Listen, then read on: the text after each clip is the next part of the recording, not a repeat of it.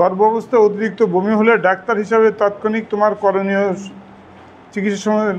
চিকিৎসার সময় লিখে, তার মানে এটা হচ্ছে ওই ওর পাশে লিখে দিয়েছে, দেখো এটা হচ্ছে হাইপারেমিসিস গ্র্যাভিডেরাম, এই রোগটার নাম। মানে গর্ভাবস্থায় যাদের বমি হয় বেশি আর কি, বুঝলে, তাদেরকে হাইপারেমিসিস গ্র্যাভিডেরাম বলে। এরা এইটা কারোর এইটা আমি চিকিৎসা লিখে দিচ্ছি, তার আগে তোমার শুনে নাও, বইটা ওইগুলো বন্ধ করো, ওগুলো বন্ধ করো, কথা শোনো, ও সমস্ত আগলা করি কোনো লাভ নেই, এগুলো বন্ধ করো।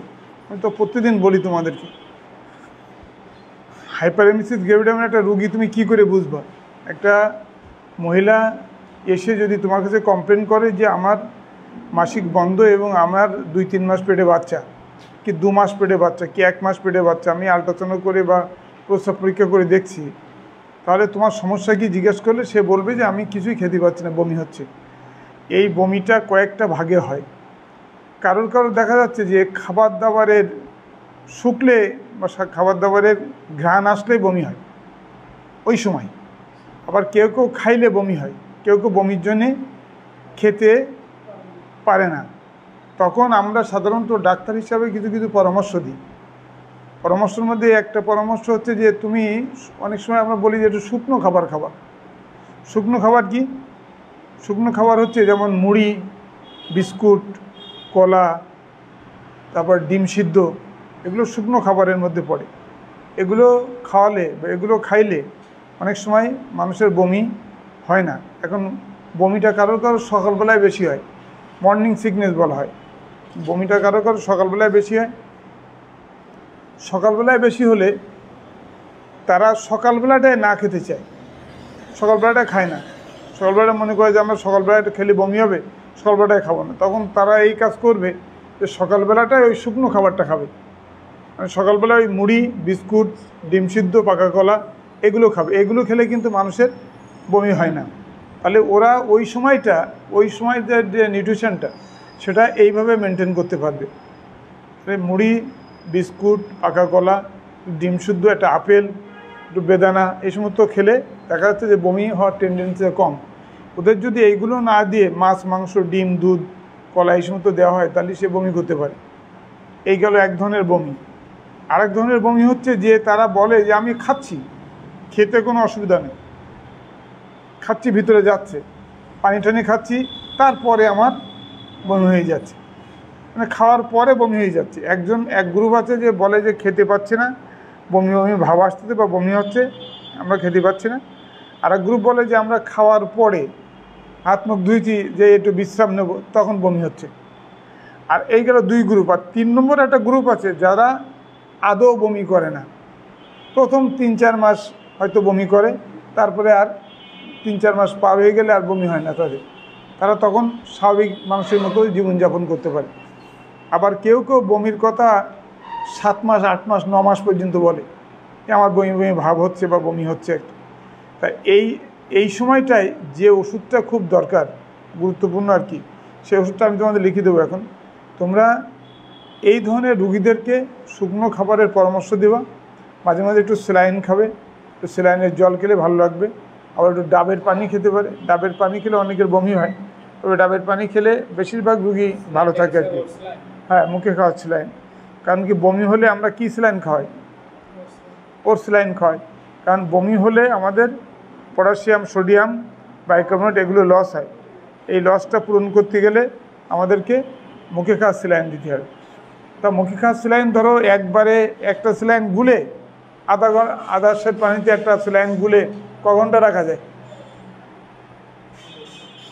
আধা ঘন্টা। আধা লিটার জলে একটা স্যালাইন গুলে এটা ক ঘন্টা পর্যন্ত রাখা যায়?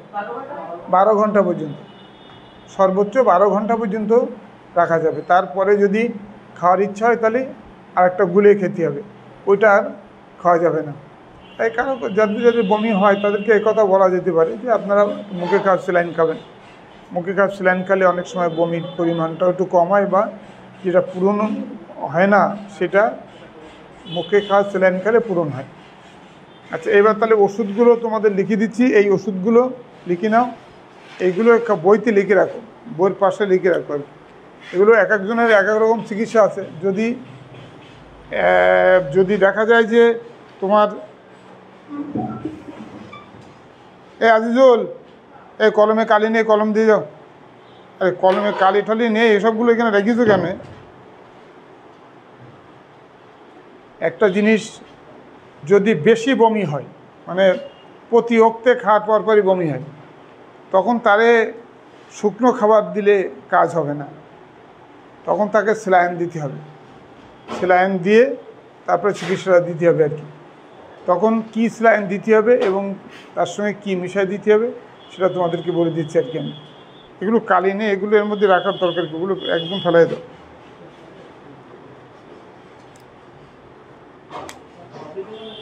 না, পরে পরে আমরা একটা হচ্ছে ইঞ্জেকশন হার্টম্যান সলিউশন, এই কথা বলো না। হার্টম্যান সলিউশন 1000 সিসি, এর মধ্যে একটা জোফরা ইঞ্জেকশন দিয়ে দিলাম বমির। জোফরা 1 অ্যাম্পুল দিয়ে আইভি দিলাম 30 ফোঁটা করে। এটা কাদের জন্যে? এটা কাদের জন্যে? যারা কিছুই খেতে পাচ্ছে না বা খালি বমি হয়ে যাচ্ছে, তাদের জন্য একটা স্যালাইন এবং একটা ইঞ্জেকশন দিয়ে এইটা শিরায় দিলে দেখা যাচ্ছে যে আপাতত ভালো থাকে, ভালো হয়ে যায়। জোফরা ইঞ্জেকশন আর হার্টম্যান স্যালাইন সলিউশন দরকার নেই। ইঞ্জেকশন হার্টম্যান লেখো, এটা সলিউশন লেখার দরকার নেই। ইঞ্জেকশন হার্টম্যান বা ইনফিউশন হার্টম্যান 1000 সিসি, এর মধ্যে একটা জোফরা ইঞ্জেকশন দিয়ে দিলে ঠিক হয়ে যাবে আর কি।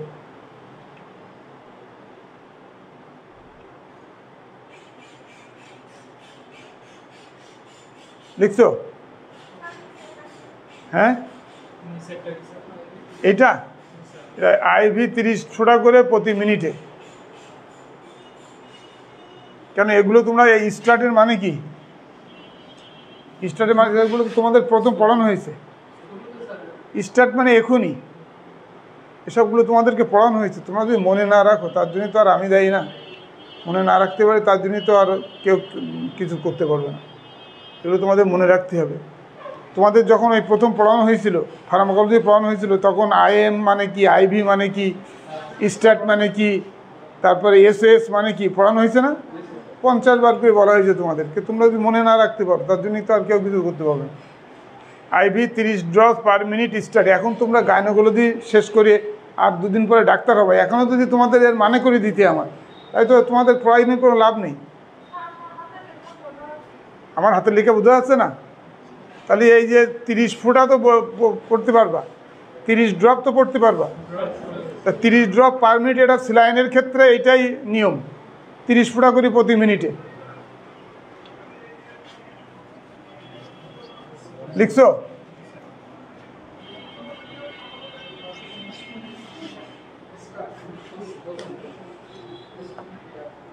এটা হচ্ছে স্যালাইন দিয়ে চিকিৎসা। এখন প্রত্যেক দিন যদি একটা রুগী বমি করে, তাহলে প্রত্যেকদিন তার একটা করে স্যালাইন দেওয়া তা তো সম্ভব না। তাহলে কি করতে হবে? এইটা হচ্ছে যদি সিভিয়ার ভমিটিং হয়, মানে কোনো কিছু খেতে পাচ্ছে না, একেবারে খুব দুর্বল, তখন আমরা এই স্যালাইনটা দেবো। ঠিক আছে? তাহলে এই হার্টম্যানের মধ্যে একটা জোফরা বমির ইঞ্জেকশন, জোফরা না দিয়ে প্যারানোসেট্রন গ্রুপের ওষুধ দেওয়া যেতে পারে, যেমন প্যালক্সি আছে। তবে আমরা জোফরাটা বেশি ব্যবহার করি, এটা খুব সেফ ড্রাগ, এতে গর্ভ অবস্থায় বাচ্চার কোনো ক্ষতি হয় না এটাতে। আর যারা বলবে কি যে আমার অল্প বমি হচ্ছে বা বমি কমেছে, তাদেরকে আমরা ট্যাবলেট দেবো। কি ট্যাবলেট দেবো? প্রথমে ক্যাপসুল ডেক্সেন্ট 30 মিলিগ্রাম, এটা 60টা, সকালে একটা, রাতে একটা, খালি পেটে। এটা বইয়ের পাশে লিখে রাখো, তাহলে তোমাদের মনে থাকবে আর কি। বইয়ের পাশে লিখে রাখো, এটা দিতে হবে ট্যাবলেট নোভিয়া। হ্যাঁ, নোভিয়া সকালে একটা, রাতে একটা, খালি পেটে 1 মাস। খালি পেটে 1 মাস।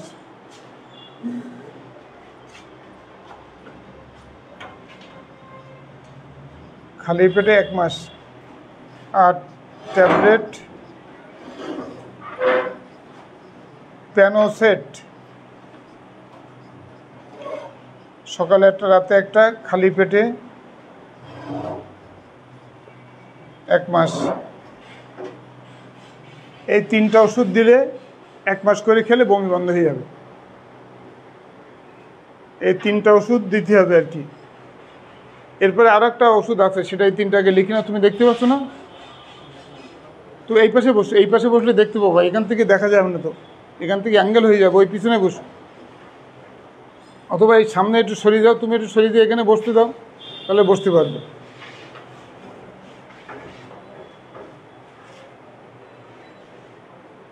লিখেছো এই 3টা? প্যানোসেট, প্যানোসেট, PANOSET, সকালে একটা রাতে একটা, খালি পেটে 1 মাস। এই 3টাই কিন্তু 1 মাস।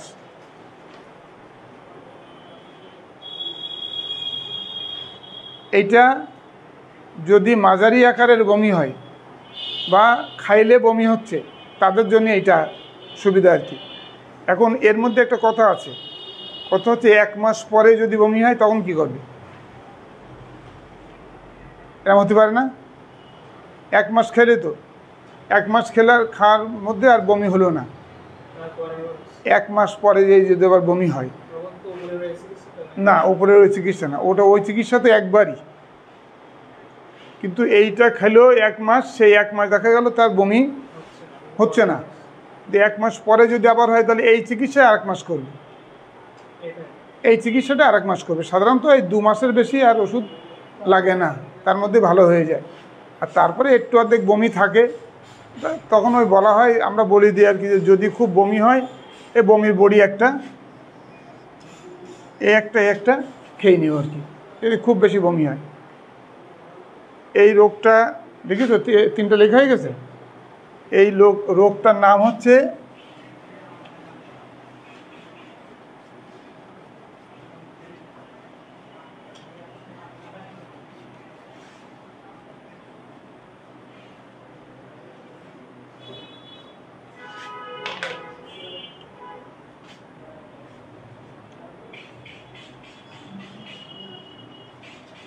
হাইপারএমেসিস গ্রাভিডারাম।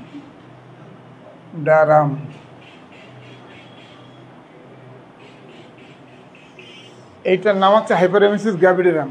এটা লিখে রাখো, ব্র্যাকেটে তোমাদের লেখা আছে বোধহয়, বইতে লেখা আছে না? আচ্ছা, তাহলে আর লিখতে হবে না। এইটা হচ্ছে হাইপারএমেসিস গ্রাভিডারাম, এটা মনে রাখতে হবে আর কি।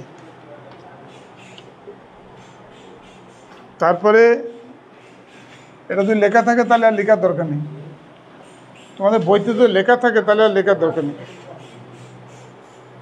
এটা হচ্ছে যদি বমি হয় তার চিকিৎসা, বমি অবস্থায় এই চিকিৎসা। আর মুখে ওই কথাগুলো বলতে হবে, যে শুকনো খাবারগুলো খাবে, যার যে খাবারটা খেলে বমি না হয় সে সেই খাবারটা একটু বেশি। কেউ হয়তো বলছে যে স্যার আমি ডিম খেতে পারি, মাছ খেলে বমি আসে, তাহলে সে ডিম খাবে। কারণ ডিম থেকে কি আসে? ডিম থেকে কি আসে? ডিম থেকে শর্করা আসে। ডিম থেকে কি আসে? আমিষই তো ভালো বলেছিলে, তাহলে আবার শর্করায় গেলে কেন? আমিষ মানে প্রোটিন, ডিম থেকে প্রোটিন আসে। আর মাছ থেকে কি আসে? মাছ থেকে প্রোটিন আসে। তাহলে দুইটার থেকে যদি প্রোটিন আসে, আমি একটা সোর্স যদি আমার ভালো না লাগে, আমি আরেকটা সোর্সের থেকে নিতে পারি।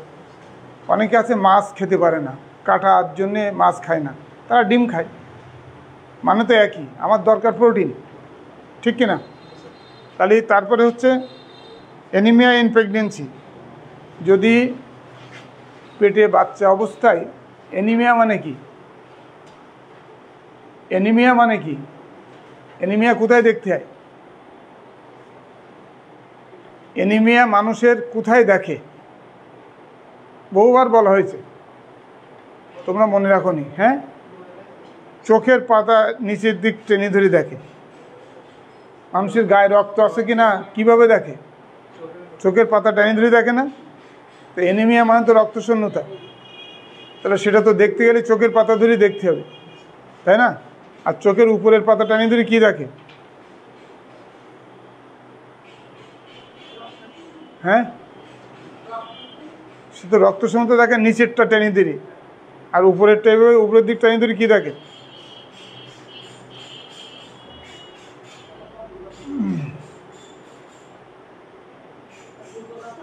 হ্যাঁ কি বাবা, দুর্বলতা তো কোনো রোগ না, দুর্বলতা একটা রোগের লক্ষণ।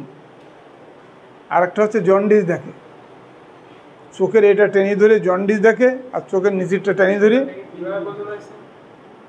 চোখের পাতা হলুদ হয়ে যায় জন্ডিস হলে, আর রক্তশূন্যতা হলে চোখের পাতা টেনে ধরলে দেখা যায় সাদা হয়ে গেছে। এখন অ্যানিমিয়া, যদি অ্যানিমিয়া হয়, ANAEMIA, অ্যানিমিয়া, এটা মানে হচ্ছে রক্তশূন্যতা।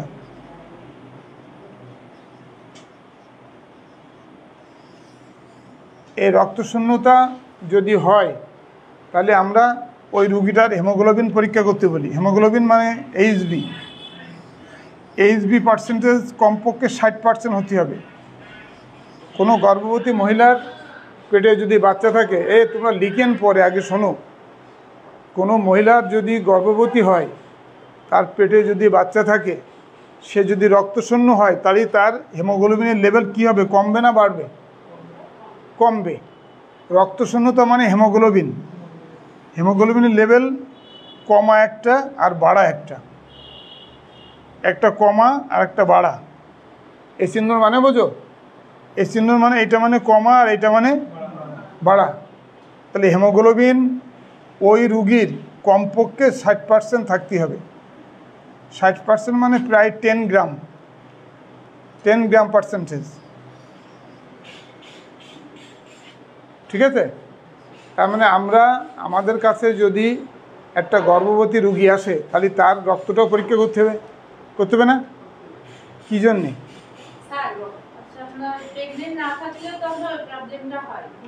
তাও দেখবে, আমরা প্রেগনেন্সি নিয়ে আলাপ করছি বলে প্রেগনেন্সির কথা বলা হচ্ছে, কিন্তু প্রেগনেন্সি ছাড়াও যাদের রক্তশূন্যতা হয় তারাও এই পরীক্ষা করবে।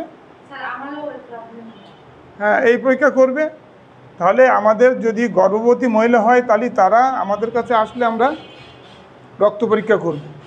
রক্ত পরীক্ষার মধ্যে বেশি টার্গেট হচ্ছে আমাদের হিমোগ্লোবিন পার্সেন্টেজ, এইটার কতটুকু আছে আর কি। যদি কারোর 65 থাকে, কারোর 70 থাকে, এগুলো মোটামুটি ভালো, কিন্তু 60, 61, 62 এসবগুলো মোটামুটি চলে। তবুও এদের জন্য আমাদের রক্তের গ্রুপটা করে রাখতে হবে। রক্তের গ্রুপ মানে কি? ব্লাড গ্রুপ কি আছে? সবাই বললে হবে না, একজন বলো।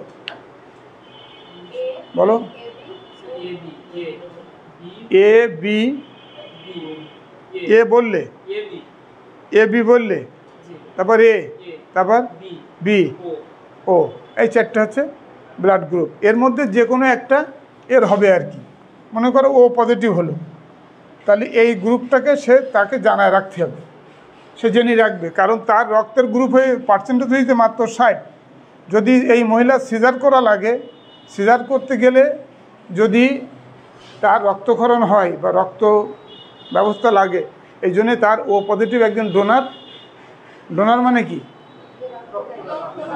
যারা রক্ত দেয়, তাহলে সেরকম একজনকে সে বলি রাখবে যে আমার প্রয়োজন হলে তোমাকে একটু ফোন দেবো, এসে আমার একবার রক্ত দিয়ে যেও।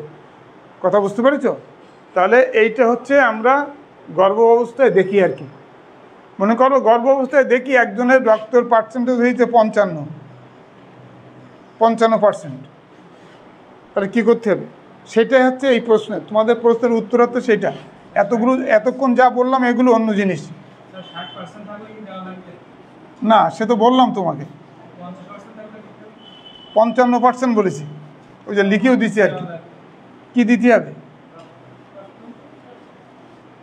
রক্ত দিতে হবে আমরা বললাম, কিন্তু আর বাবা 55% মানে এইটাই তো হিমোগ্লোবিনের পার্সেন্টেজ। বাবার নাম আর পিতার নাম কি আলাদা? এটা তো হিমোগ্লোবিনের নাম, পার্সেন্টেজ হচ্ছে 55। তাহলে দিতে হবে কী করে বুঝবো আমরা? তার রক্তের গ্রুপ করে, ঠিক কিনা? দেখা যাচ্ছে সেই মহিলার রক্ত দেওয়ার কোনো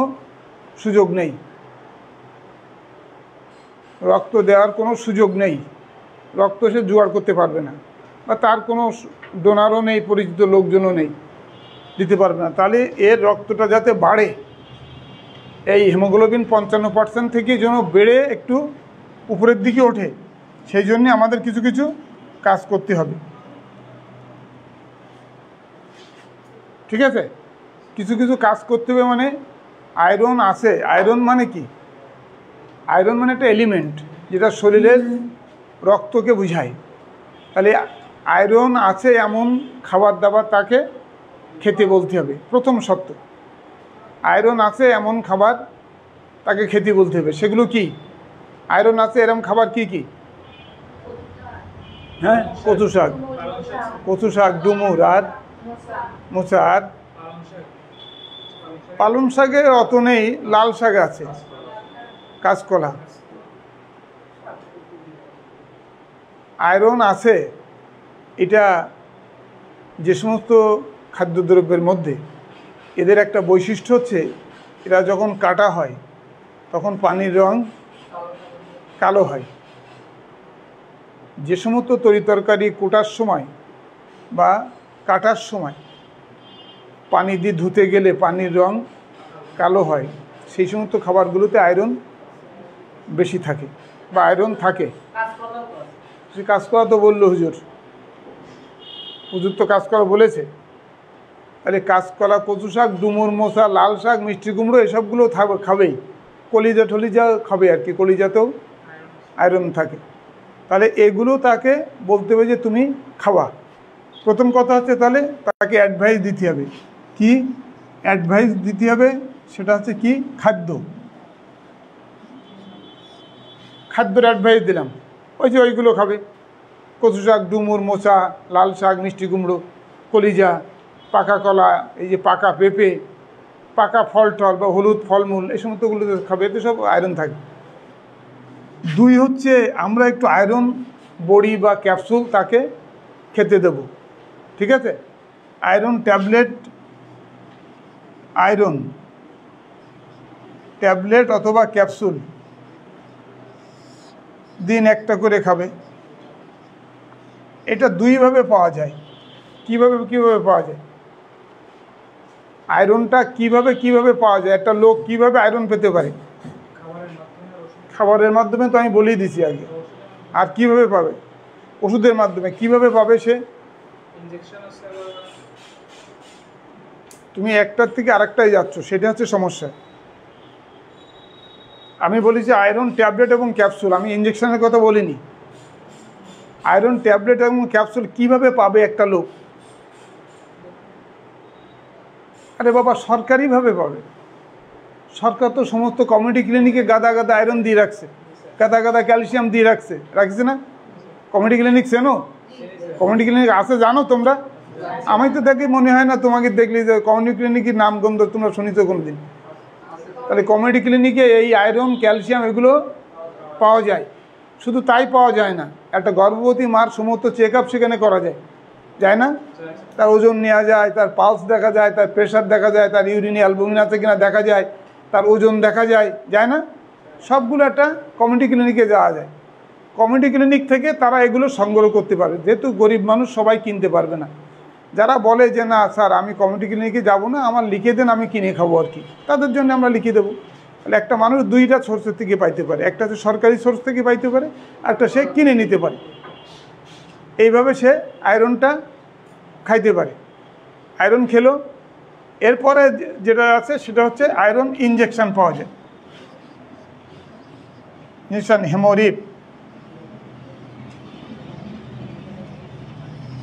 হেমোরিপ আরও টেকজাম কী যেন নামটাম আছে আর কি, আমি ওসবগুলো লিখি না তো, ওগুলো আমার অত মনে নেই। হেমোরিপ না হেমোফার, ওই হেমোফারটা লিখে দিই, কারণ ওইটা একটু কম দাম আছে। এটা তোমরা একটু লিখে রাখো, এইটা তোমরা একটু কম দামে কিনতে পারবে। এইটাই বোধহয় 350-400 টাকা করে দাম সম্ভবত। ইনজেকশন হেমোফার, এটা দেওয়ার নিয়মও আলাদা কিন্তু। দেখছো এই ইঞ্জেকশনগুলো? দেখেছো কেউ ইঞ্জেকশনগুলো? দেখেছো তোমরা? দেখছো কোনোদিন? এগুলো একটা প্যাকেটের ভিতরে পাওয়া যায়, একটা প্যাকেট আছে, প্যাকেটের ভিতরে একটা ছোট্ট স্যালাইন আছে, ভালো করে শোনো, একটা প্যাকেটের ভিতরে একটা ছোট্ট স্যালাইন আছে, একটা স্যালাইন দিয়ে সেট আছে, স্যালাইন সেট মানে যেমনি স্যালাইনটা দিতে হবে, একটা ইঞ্জেকশনের অ্যাম্পল আছে, একটা সিরিঞ্জ আছে। কি করতে হবে? ইঞ্জেকশনটা প্রথমে ভাঙতে হবে, ভেঙে সিরিঞ্জে করে তুলতে হবে, তুলে ওই স্যালাইনের যে ব্যাগটা আছে ওর মধ্যে পুশ করতে হবে, পুশ করে ওটা ভালো করে মিশাইয়ে স্যালাইনের মতো করে শরীরে দিতে হবে। প্রতি মিনিটে 8 থেকে 10 ফোঁটা। হ্যাঁ, হেমোফার, HAEMOFAR, হেমোফার ইঞ্জেকশন। আরও অনেক আছে, অন্য কোম্পানিরও আছে, আমি একটা কোম্পানি মনে রাখছি শুধু, আমার লাগে না বলে আমি মনে রাখিনি। হেমোফার এটা তোমরা এইভাবে দিতে পারবা। এটা দেওয়ার আরও কিছু শর্ত আছে। শর্ত হচ্ছে ইঞ্জেকশন আমরা প্রত্যেক দিন দিতে পারি না? দিনের মধ্যে 3 বার দেওয়ারও ইঞ্জেকশন আছে, 2 বার দেওয়ারও ইঞ্জেকশন আছে, 6 ঘন্টা পর পর দেওয়ারও ইঞ্জেকশন আছে, মাসে 1 বার দেওয়ার ইঞ্জেকশন পাওয়া যায়, সপ্তাহে একটা ইঞ্জেকশন দেওয়া পাওয়া যায় না? এগুলো বাজারে পাওয়া যায়, বিভিন্ন গ্রুপের বিভিন্ন ওষুধপত্র এইভাবে পাওয়া যায়। আমরা হেমোপ্যাথ যেটা বা এই টাইপের যে ইঞ্জেকশনগুলো আছে রক্তশূন্যতার জন্য, সেগুলো 7 দিন পর পর দেওয়ার নিয়ম। কদিন পর পর? 7 দিন পর পর শিরায় দিতে হবে। কয় ফোঁটা করে? 8 ফোঁটা করে। আইভি মানে কি? 8 ড্রপস পার মিনিট।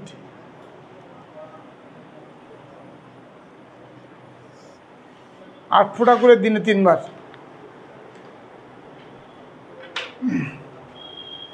লিখেছ? এটা 7 দিন পর পর, কিন্তু এটা 7 দিন পর পর 3টে দিতে হবে। 7 দিন পর পর 3টা। তাহলে এইগুলো কাদের দিতে হবে? যাদের হিমোগ্লোবিন কম এবং যাদের রক্ত দেওয়া সম্ভব হচ্ছে না। হিমোগ্লোবিন কম মানে 60%-এর নিচে, প্লাস যারা রক্ত দিতে পারতেছে না, রক্ত জোগাড় করতে পারছে না। সবাই তো রক্ত জোগাড় করতে পারে না, সবাই রক্ত জোগাড় করতে পারে না, সবাই রক্ত ম্যানেজ করতে পারে না, তখন তারা এই কাজগুলো করবে। বুঝা গেছে? হ্যাঁ,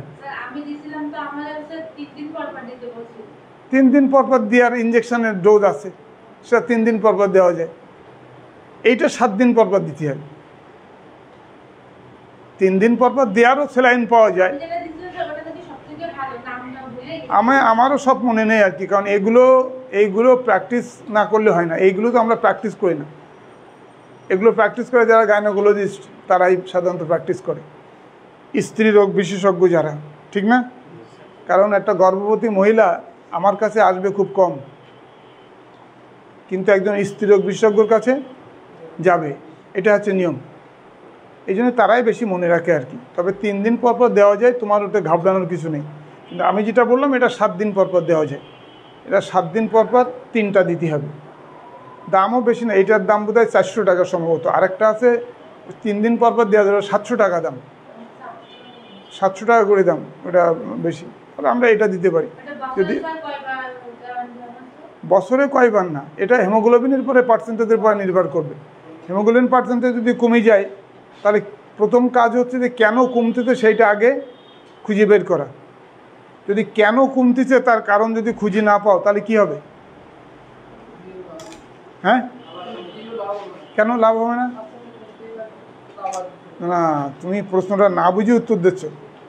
না বুঝে উত্তর দিলে তো হবে না। আমার প্রশ্ন হচ্ছে যে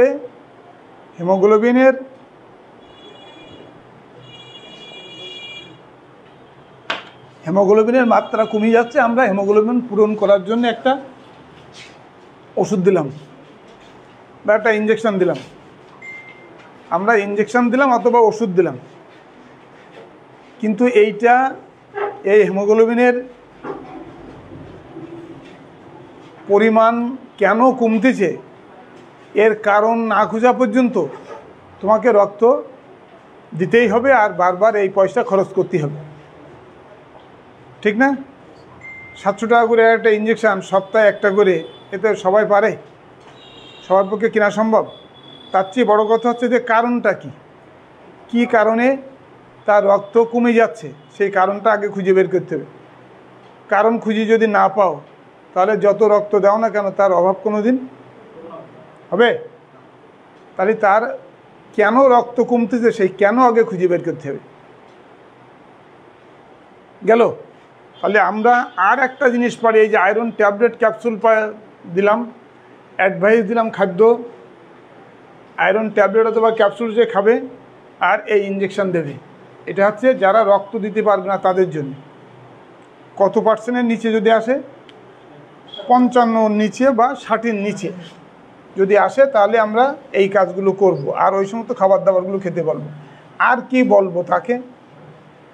এইগুলো সে খেলো, এই ইঞ্জেকশান 7 দিন পর পর 3টা দিল, আর এই ধরনের খাবার দাবার খেলো, আর আয়রন ট্যাবলেট খেলো, আর কি কিছু তারা বলে দিতে হবে?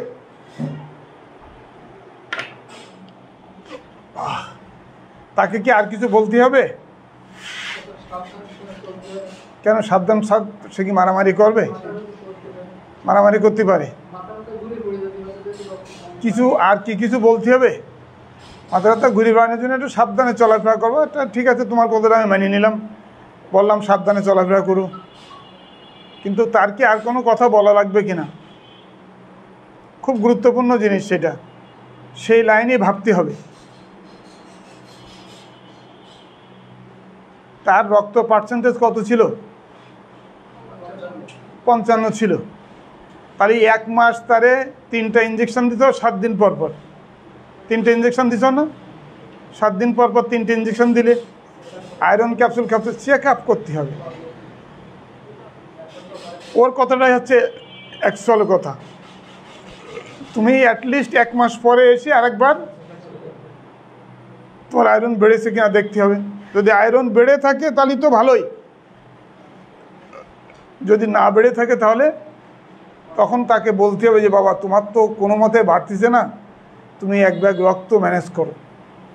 এখন রক্ত দেওয়ার জন্য প্রচুর লোক পাওয়া যায়, বিভিন্ন জায়গায় ক্লাব করেছে, ডোনার ক্লাব করেছে, এমনি মানুষও নিজের থেকে দেয়। আমার বি পজিটিভ দরকার, ভাই এটা আছে, অনেকে বলে যে আমার বি পজিটিভ আছে, আমি দেবেন। তা নাহলে এই রক্ত যদি না দিত মানুষ, তাহলে কি এত এই বিশ্বব্রহ্মাণ্ড চলতো? এত রক্তের ঘাটতি কিভাবে পূরণ হয়? এরকম করে মানুষ দেয় বলেই তো পূরণ হয়, ঠিক না? এই যে বিভিন্ন সময় রক্ত দেওয়া শিবির তৈরি হয়, হয়তো 500 ব্যাগ রক্ত দান করলো 500 জন, ওইগুলো সব ফ্রিজে রেখে দেয়, বিভিন্ন সময় বিভিন্ন মানুষকে দেয়। আমাদের এই যে নর্মাল ফ্রিজ, এতে 24 ঘন্টা ভালো থাকে, কিন্তু রক্ত রাখার একটা আলাদা ফ্রিজ আছে, তার মধ্যে মাসের পর মাস ভালো থাকে, দেওয়া যায়। তাহলে আমরা তাকে 1 মাস পরে একটা চেক আপ করে নিঃসন্দেহে তার রক্তের পরিমাণ বাড়বে না? 3টে ইঞ্জেকশন দিলাম, এত কিছু খাওয়ালাম, তারপরেও তার পূরণ হওয়াটা স্বাভাবিক হয়। এ পর্যন্ত আমরা যা দেখছি আর কি, তাতে পূরণ হয় আর কি, 60% হয়, একদম কম হয় না। 1 ব্যাগ রক্ত দিলে 5 গ্রাম % হিমোগ্লোবিন পাওয়া যায়। তাহলে এত কিছু না করে যদি সে বলে আমি 1 ব্যাগ রক্ত দেওয়ার ঝামেলাও তো আছে না? একটা গর্ভবতী মাকে রক্ত দিতে গেলে বিভিন্ন সময় রিয়াকশান হতে পারে, অ্যানাফাইলাক্টিক রিয়াকশান হতে পারে, ব্লাডের জন্য অ্যালার্জিক রিয়াকশান হতে পারে, অনেক ঝামেলা তো হতে পারে। কেউ কি এই সমস্ত ঝামেলাগুলো নেবে? কালকে সন্ধ্যার সময় আমার কাছে একটা রুগী আসছে, 38 সপ্তাহ পেটে বাচ্চা, তার বাচ্চা নড়তেছে না 2 দিন। তাহলে তুমি 2 দিন পরে আসবা কেন? বাচ্চা নড়তেছে না যখন, সেই মহিলাটা যে ডাক্তারের আন্ডারে চেক আপে ছিল, সে বলতে পারলো না যে কোন ডাক্তারের চেক আপে। বললো আমরা ওই ডাক্তারের হাসপাতালে যাই, ডাক্তার দেখাই। হাসপাতালে যাই ডাক্তার দেখালেও তো বললে হবে না, ডাক্তাররা তাকে বলবে তো যে তোমার বাচ্চা নড়ে কিনা তুমি এটা খেয়াল রাখবা। সকাল থেকে সন্ধ্যা পর্যন্ত তোমার বাচ্চা 8 থেকে 10 বার নড়ে কিনা এটা তুমি খেয়াল রাখবা। কিভাবে খেয়াল রাখবে? একটা মা, সে তো শুধু বাচ্চার হার্টবিট গুনি বেড়াচ্ছে, তার স্বামী পানি চাচ্ছে, শাশুড়ি ভাত চাচ্ছে, শ্বশুর পানি চাচ্ছে, এসবগুলো তো দিতে হচ্ছে। তার মধ্যে বাচ্চা একবার নড়লো, তার কি মনে থাকবে? তাহলে মনে রাখার বুদ্ধি কি তোমরা জানো কি না? মনে রাখার বুদ্ধি জানো? যখনই নড়ে উঠবে তখনই দেওয়ালের গায়ে একটা দাগ দিয়ে রাখতে হবে। আমার গুনার দরকার নেই, গুনার সময় তো এটা 5 নম্বর হইলো না 6 নম্বর হইলো না 7 নম্বর হইলো এ তো মনে নেই। মনে রাখার দরকার কি? আমি একটা দাগ দিয়ে আসলাম তেলের গায়ে, যে যখনই নড়বে আমি একটা দাগ দিলাম। সন্ধ্যার সময় আমি দাগগুলো গুনলাম, কয়টা দাগ হয়েছে, সহজ হিসাব। আমি তো এইভাবেই শিখাই, আমার যত পেশেন্ট আছে তাদের এইভাবেই বলি এবং তারা এইভাবেই মনে রাখে। 8 থেকে 10 বার নড়তে হবে। যদি না নড়ে তাহলে বুঝতে হবে যে বাচ্চার পেটের ভিতরে পানির কোনো ঘাটতি হচ্ছে, বা পানি পাচ্ছে না, বা অক্সিজেন পাচ্ছে না, বিভিন্ন সমস্যা হতে পারে, তাকে ডাক্তারের পরামর্শ নিতে হবে। তাহলে এই কথাটা বলি দেওয়ার দায়িত্ব কার? ডাক্তারের। যে পেটে বাচ্চা আসলে বাম পাশে কায়তেই শোবেন, পেটে বাচ্চা আসলে বাম পাশে কায়তেই শোবেন। সকাল থেকে সন্ধ্যা পর্যন্ত বাচ্চা 8-10 বার নড়ে কিনা খেয়াল রাখবেন। যদি না নড়ে, গ্রামের অনেক মহিলারা বলে কি, ও এখন 2-1 দিন না নড়লে কিছু হয় না, কারণ হওয়ার সময় হয়েছে তো 2-1 দিন না নড়লেও কিছু হয় না। এগুলো কিন্তু খুব ভুল এবং কোনো কথা শুনবা না। তাহলে বাম পাশে কায়তেই শোবে, সকাল থেকে সন্ধ্যা পর্যন্ত 8-10 বার নড়ে কিনা খেয়াল রাখতে হবে। আর পানি ভাঙতেছে কিনা ওটা খেয়াল রাখতে হবে। পানি ভাঙে দুইভাবে, একটা হচ্ছে যে পানি ভেঙে গেল, পাটা বয়ে পড়ে গেল বা কাপড় চোপড় ভিজে গেল, সে মহিলা বুঝলো যে আমার পানি ভেঙে গেছে, সে সঙ্গে সঙ্গে ডাক্তারকে নোটিশ করবে যে আমার তো এখন 6 মাস চলতেছে কিন্তু আমার তো অনেকটা পানি ভেঙে গেছে।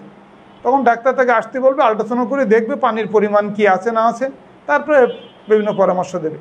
আর একটা হয় যখন শেষের দিকে আসে, ডেলিভারির শেষের দিকে আসে, তখন একটু ঘন ঘন প্রস্রাব হয়।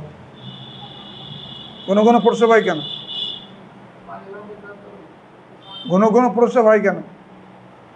একটা মহিলার যখন পেটের বাচ্চা অনেক বড় হয়ে যায় তখন ঘন ঘন পানি ভাঙে, এই প্রস্রাব হয়। কারণ কি? আরে ইউট্রাস বড় হলে পিছনে, ইউট্রাসের পিছনে যে প্রস্রাবের থলি আছে তারপরে চাপ দেবে না? এই আগে প্রস্রাবের থলি, তারপর ইউট্রাস, তারপরে পায়খানার রাস্তা। তাহলে এ যত বড় হবে প্রস্রাবের থলিতে চাপ দেবে না? দিলে প্রস্রাব তো একবারে ক্লিয়ারই হবে না, হবে মনে হবে যেন আরেকটুখানি রয়ে গেছে। এই কথাটা বাদ দিয়ে বা এই শব্দগুলো বাদ দেওয়ার পরেও যে মহিলা বলবে যে আমার ঘন ঘন প্রস্রাব হচ্ছে, তখন বুঝতে হবে যে তার পানি ভাঙতে পারে। অতএব ঘন ঘন প্রস্রাব হচ্ছে কিনা এইটা মহিলাকে নোটিশ করাতে হবে, পরে ডাক্তারকে জানাতে হবে। এতগুলো কথা কিন্তু তোমাকে বলতেই হবে একটা ডেলিভারি রুগী দেখলে। একটা ডেলিভারি রুগীর তোমার চেক আপে রাখতে হলে বা তোমার চেক আপে থাকলে এতগুলো কথা বা এতগুলো পরামর্শ তাকে দিতে হবে। এবং রক্তশূন্য হলে 1 মাস পরে এসে সে আয়রনটা, হেমোগ্লোবিনটা টেস্ট করে যাবে, হেমোগ্লোবিনের পার্সেন্টেজ বেড়েছে কিনা। যদি 55 জায়গায় 58, 59 হয় তাহলে বলি দিলাম, তাহলে ঠিক আছে মাগো তোমার রক্ত দিতে হবে না, কিন্তু একটা রক্তে দেওয়ার লোক তুমি বলি রাখবা, কাউকে বলি রাখবা যে আমার একটু প্রয়োজন হলে তোমরা দিও আর কি, এটা বলি রাখতে হবে। ঠিক আছে, ক্লিয়ার? এটা হচ্ছে অ্যানিমিয়া অ্যান্ড প্রেগনেন্সি। আর শেষটা হচ্ছে ইউটিআই। ইউটিআই মানে ইউরিনারি ট্র্যাক্ট ইনফেকশন। কটা বাজে? বাজে কটা? ওতে ঘড়ি ঠিক নেই, কটা বাজে? 3টে? তাহলে আরও একটু সময় আছে তোমাদের। তাহলে ইউটিআইটা হলে তোমাদের শেষ হয়ে যায়। ইউটিআই মানে কি? ইউটিআই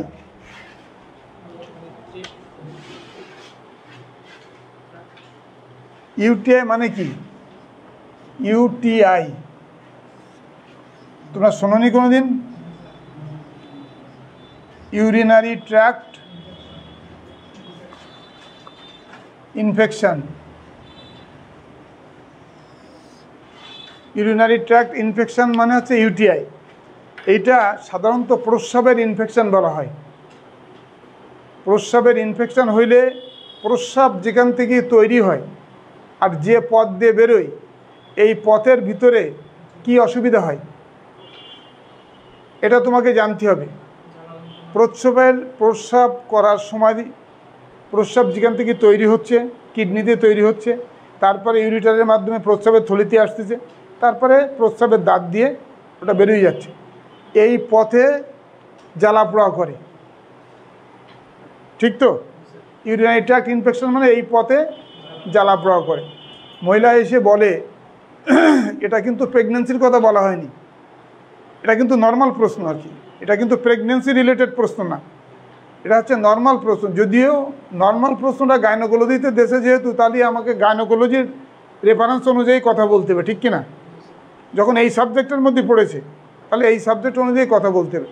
যা হোক, ইউটিআই হলে ওই মহিলা বা ওই মহিলার সঙ্গী যে থাকবে সে এসে বলবে যে আমার ওয়াইফের প্রস্রাবের সঙ্গে সাদা সাদা কিছু বেরোচ্ছে, সাদা সাদা কিছু বেরোচ্ছে, আমার প্রস্রাব করতে গেলে জ্বালা পোড়া করতেছে, প্রস্রাব করার পরে গা হাত পার ভিতরে ঝাড়ামারি উঠতেছে, তলপেটে একটু একটু ব্যথা করতেছে, অল্প অল্প জ্বর হচ্ছে, গা হাত পা একটু কাঁপতেছে, এতগুলো কথা সে বলতে পারে। তলপেটে একটু ব্যথা হচ্ছে, এতগুলো কথা সে বলতে পারে।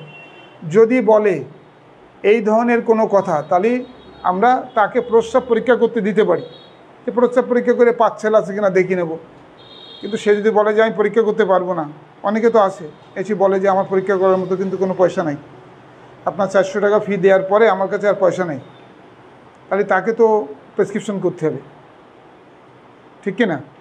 তাহলে সেই প্রেসক্রিপশন করতে গেলে আমাদের তার সমস্যা শুনে বুঝে দেখে তারপর একটা প্রেসক্রিপশন করতে হবে। ধরো আমরা যেটা শুনলাম তাতে তার ইউটিআই হয়েছে, লক্ষণ কি? ঘন ঘন প্রস্রাব হয়, প্রস্রাবে জ্বালা পোড়া করে, প্রস্রাবে কোনো সাদা সাদা কিছু পড়ে, তলপেটে ব্যথা, জ্বর ভাব, তলপেটে ব্যথা, এই সমস্ত নানান তার সমস্যা করতে বলতে হবে। তবে বেশিরভাগ শেষে যেটা বলবে সেটা হচ্ছে প্রস্রাবে জ্বালা পোড়া করে। অনেকে বলে প্রস্রাবের শেষে আবার চুলকায়, সেটাও বলতে পারে। সেটা যদি বলে তাহলে আমরা তাকে একটা চিকিৎসা দেব। সেই চিকিৎসাটা হতে হবে পেটে বাচ্চা আছে সেই লাইনের। তার মানে যেহেতু এটা গাইনোকোলজির প্রশ্নের মধ্যে দিয়েছে, সেহেতু আমার উত্তরটা হতে হবে গাইনোকোলজিক্যাল রিলেটেড, ঠিক না?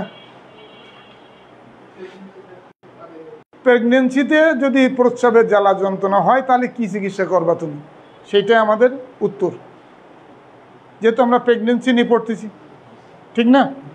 তাহলে আমরা প্রথমে ওর এমন একটা অ্যান্টিবায়োটিক চয়েস করতে হবে যে অ্যান্টিবায়োটিকটা বাচ্চার কোনো ক্ষতি করবে না।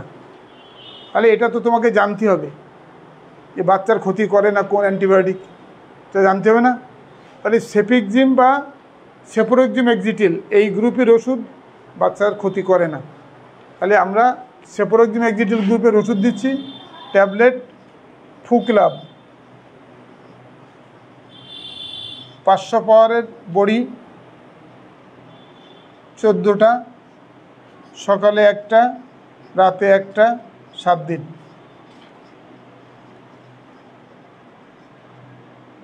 ভরা পেটে।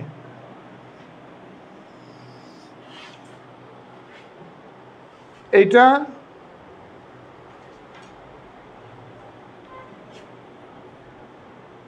7 দিন খেতে হবে, 7 দুগুণে 14টা।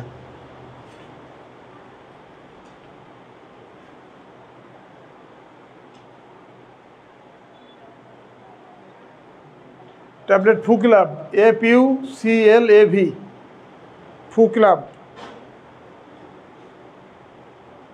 এটা না দিয়ে যদি বলো যে এটা দেবো না, তাহলে এর পরিবর্তে আরও অনেক ওষুধ আছে, যেমন ট্যাবলেট কিলব্যাক,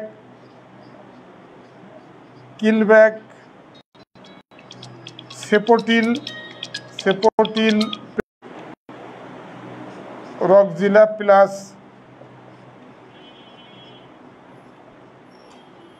এ সবগুলো একই ওষুধ, একই গ্রুপের ওষুধ।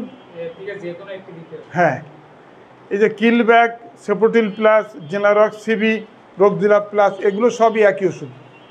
যে কোনো একটা তুমি লিখতে পারো, সব কিছু মনে রাখতে হবে। হ্যাঁ, অনেক কিছুই বেশি চলে, এটা চলাটা নির্ভর করে কার পরে? হ্যাঁ, ডাক্তারের উপরে। কেন? হ্যাঁ, তার মানে তোমার উত্তর তো সব সরল সোজা উত্তর, তুমি কোনো ঘোর প্যাঁচ বোঝো না। ঘোর প্যাঁচ বোঝো না মানে দুনিয়ায় তো এখন কোনো ভালো মানুষ নেই, সব হচ্ছে চিটার বদমাইশ। দেখা যাচ্ছে সেই ডাক্তার সেই কোম্পানির ওষুধ লিখতেছে, যে সে যে ডাক্তার ওই কোম্পানির কাছ থেকে একটা অনারিয়াম পায়, তাহলে তুমি যার কাছ থেকে অনারিয়াম পাও তুমি তারটা লিখবে না? দেখা যাচ্ছে কেউ রক্সিলাভ প্লাস লিখতেছে, অথচ ওর চাইতে অনেক ভালো ওষুধ ফ্লুক্লাভ, সেটার কথা কেউ বলতিস না, তার কথা কেউ বলতিস না, যে যেটা পারে সেটা লিখতিস। তা তুমি ফ্লুক্লাভটা লিখতে পারো, এটা অনেক ভালো ওষুধ, আমরা ওই একটা ওষুধই লিখব। আর একটা জিনিস ওই সঙ্গে যোগ করতে হবে,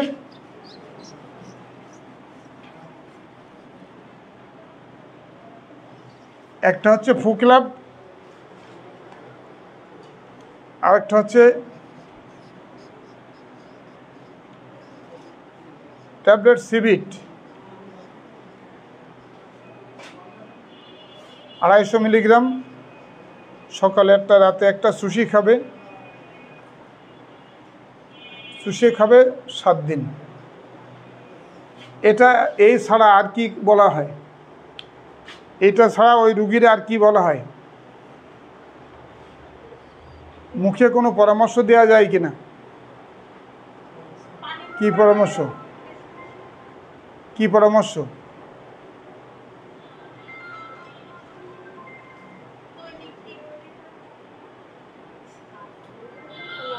একটা হচ্ছে পানি একটু বেশি করে খাওয়া যাবে, এটা বলা যায়। আর বলতে হবে যে টক জাতীয় জিনিস তুমি একটু বেশি করে খাবা, সেটা তেঁতুলির টক হলেও কোনো সমস্যা নেই। অনেকে বলে যে তেঁতুলির টক আছে, তেঁতুলির টক খাওয়া যাবে? যাবে, যাবে না? কেওড়ার টক খাতেই পারলে তেঁতুলির টকের সমস্যা কি আছে? সমস্যা? কেওড়ার টক যদি খাওয়া যায় তাহলে তেঁতুলির টকের সমস্যা কি আছে? কোনো সমস্যা আছে? দুইটাই তো টক, দুইটাই তো সাইট্রাস ফুড, দুইটাই তো ভিটামিন সি পাওয়া যায়। হ্যাঁ, তেঁতুল বেশি মানে বুঝলাম না। টক বেশি কম নির্ভর করে তো রান্নার পরে। একটা জিনিসে টক বেশি করতে হবে না টক কম করতে হবে, এটা তো মেয়ে ছেলেপিলের কারবার, এটা তো ফলের গুণের জন্য আসে না। আমি 1 কোয়া তেঁতুল যদি 1 বালতি পানিতে গুলি, টক হবে? 1 বালতি পানিতে যদি 1.5 কেজি তেঁতুল ভিজায় তাহলে তো টক হবেই। কিন্তু তেঁতুল খাওয়া যাবে, এটা ইট ইজ ফ্যাক্ট। টক বেশি করবে না কম করবে সেটা তোমার ব্যাপার, কিন্তু তেঁতুল খাওয়া যাবে। কেওড়া পাওয়া যায় না বর্ষা মাথায়? কেওড়ার টক যদি মানুষ খেতে পারে, তেঁতুলির টক খেতে পারবে না কেন? আমড়ার টক, জলপাইয়ের টক, সবই টক খাবে। এই কথাগুলো ওই মহিলাকে বলতে হবে যে আপনি এই সবগুলো করবেন। আর সবসময় পরিষ্কার পরিচ্ছন্ন থাকবেন।